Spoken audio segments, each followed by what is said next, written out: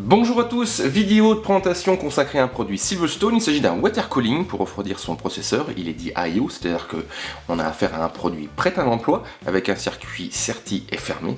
Il porte le nom de Tundra TD03E. Alors, évolution du Tundra TD03, premier du nom. Ici, on a affaire à une solution de 120 mm avec la présence de deux ventilateurs à forte pression statique. Le constructeur propose également un travail sur le waterblock avec une coque en aluminium ou encore un rétroéclairage. Et tout ceci communique à travers de tuyaux revus et corrigés afin d'améliorer la circulation du liquide. Donc présentation de ce Tundra TD03E, il est actuellement disponible en boutique et on le trouve aux alentours de 100 €. Ce Tundra TD03E est donc un water cooling dit IO, comme je vous disais. Il s'agit d'un système donc prêt à l'emploi avec un circuit serti et fermé qui ne demande aucune précaution particulière pour son installation ou encore entretien sur le long terme. Alors si vous n'êtes pas adepte de ce type de technologie pour refroidir un processeur, on utilise ici un liquide pour transporter la chaleur d'un waterblock jusqu'à un radiateur épaulé de ventilateurs. On parle ici non pas de base mais de waterblock puisque ce waterblock va être composé de plusieurs éléments essentiels pour un water cooling. Donc on va retrouver dans un premier temps ici une base en cuivre qui sera en contact direct avec le processeur. Elle est surmontée en interne d'une structure dite à micro-canaux qui va permettre donc au liquide de circuler et de pouvoir emmagasiner la chaleur. Et ensuite une pompe que l'on a également en intérieur sera en charge de le faire circuler dans le circuit jusqu'au niveau du radiateur. Ici la pompe est annoncée à 2500 RPM. Côté dimension, ce waterblock propose du 60 par 55 mm pour une hauteur de 33,5 mm. Silverstone propose deux tuyaux souples avec un fort diamètre afin d'améliorer la circulation du liquide. On retrouve également, comme vous pouvez le constater, des axes de rotation afin de pouvoir organiser au mieux son montage par rapport à son boîtier. Au niveau radiateur, ici on a un radiateur dit de 120 mm. Attention, c'est un peu un abus de langage.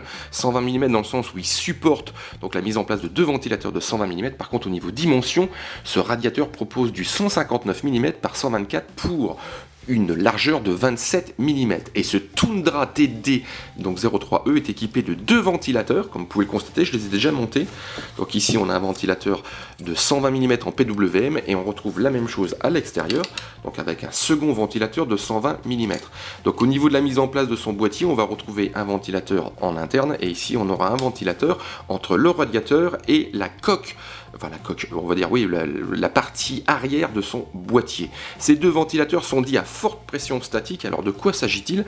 La pression statique est une valeur qui va déterminer la force avec laquelle le ventilateur va pousser l'air à l'intérieur du radiateur. Ici on va retrouver un radiateur à fines ailettes en aluminium. On a ici un aspect compact et il faudra quand même de la force pour que l'air puisse circuler au travers. Et ici Silverstone propose donc une pression statique évaluée à 3,5 mm de H2O. C'est-à-dire que les ventilateurs ici vont avoir quand même de la puissance pour pouvoir entretenir le flux d'air à l'intérieur de cette structure.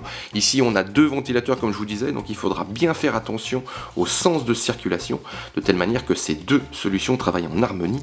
C'est-à-dire qu'à partir du moment où il y en a un qui va pousser l'air, donc par exemple par rapport à cette orientation du côté gauche vers du côté droit, il faut absolument que le deuxième travaille dans le même sens. Donc ce Tundra TD03E est un water cooling IO, il est annoncé et il est disponible en boutique aux alentours de 100 € et on se propose de vous donner donc rendez-vous au niveau de Jimfo pour un test complet de cette solution.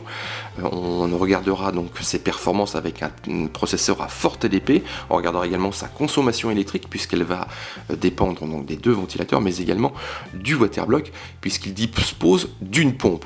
Enfin, juste petite remarque par rapport aux prestations des deux ventilateurs, ils sont annoncés avec une vitesse de rotation comprise entre 1500 et 2500 RPM, ce sont des modèles en PWM, et d'une nuisance sonore comprise entre 18 et 35 dBA.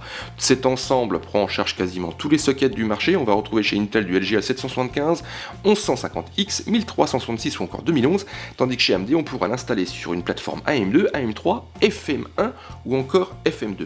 Donc écoutez, on va se donner rendez-vous sur Jimfo prochainement pour un test complet de ce Tundra TD03E, donc un water cooling 120 mm IO signé Silverstone.